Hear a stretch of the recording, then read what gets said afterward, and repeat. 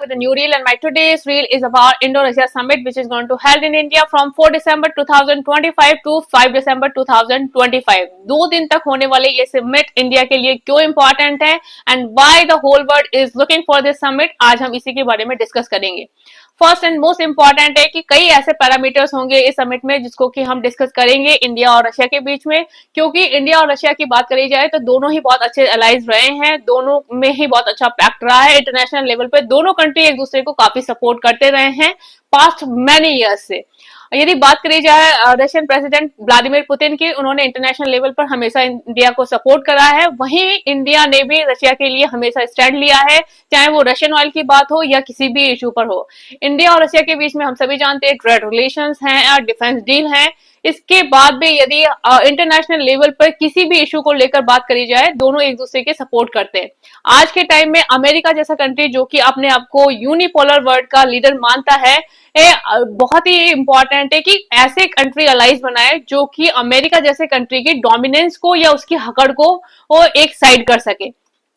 India और Russia दोनों यदि मिलकर काम करते हैं with allies other countries of like BRIC countries, तो ये चीजें बहुत डिफरेंट लेवल पे हो सकती हैं। और इंडिया रशिया की मीटिंग पर इसीलिए वर्ल्ड की नजर है क्योंकि दोनों ही बड़ी कंट्री हैं, दोनों के लीडर बहुत ही पावरफुल लीडर हैं, और इन दोनों कंट्री के बीच में यदि कुछ पैक्ट बनते हैं या कुछ डील साइन होती है तो इसका इम्पैक्ट वर्ल्ड पर पड़ेगा। बात करी जाए डिफेंस डील की, दोनों ही कंट्री अब एयर बेसेस एक दूसरी जगह यूज करना चाहते हैं। रशिया इंडिया में अपने एयर बेसेस यूज करना चाहता है, वहीं इंडिया रशिया के पास अपने एयर बेसेस यूज करना चाहता है। क्योंकि यदि बात करी जाए अमेरिका की, अमेरिका वर्ल्ड में किस तरह से छोटे छोटे कंट्रीज को यूज करके वहां के एयर बेसेस यूज कर रहा है और अपनी कन्वीनियंस के अकॉर्डिंग काम करता है, तो इन सब चीजों को यदि आपको मैनेज करना है तो ये अलाइज बहुत ही इंपॉर्टेंट है। और यदि इन पर राइटली काम हुआ तो चीजें बहुत ही डिफरेंट लेवल पर हो सकती है। जिस तरह से अमेरिका ट्रेड को लेकर पूरे वर्ल्ड को धमकियां दे रहा है या टैरिफ इंपोज करके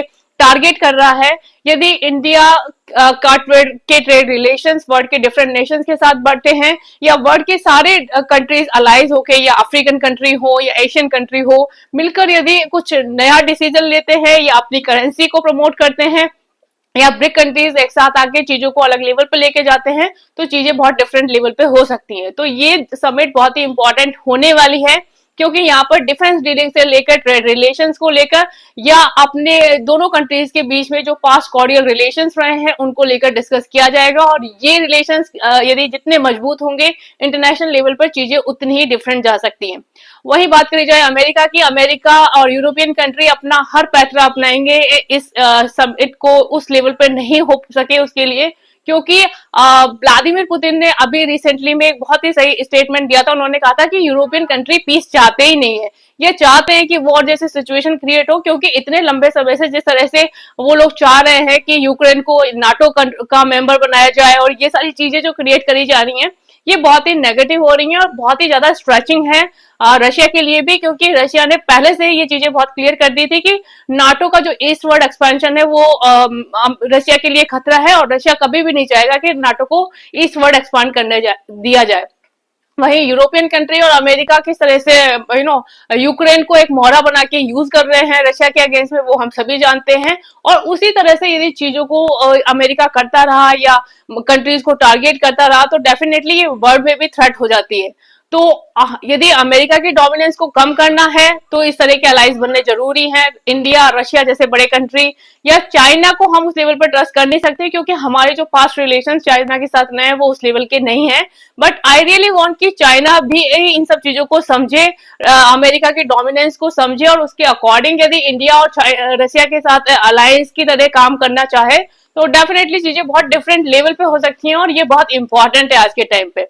सो I think this is a great summit if ये चीजें उस लेवल पर होती हैं तो डेफिनेटली वर्ल्ड का जो डायमेंशन है वो काफी हद तक चेंज हो सकता है। ब्रिक कंट्रीज यदि एक साथ आते हैं, चीजों को डिस्कस करते हैं, अपनी करेंसी पे बात करते हैं, तो जो डॉलर की डोमिनेंस है वो भी कम होगी, क्योंकि जिस तरह से अमेरिका धमकी दे रहा है टैरिफ को लेकर, जिस तरह से इंडियन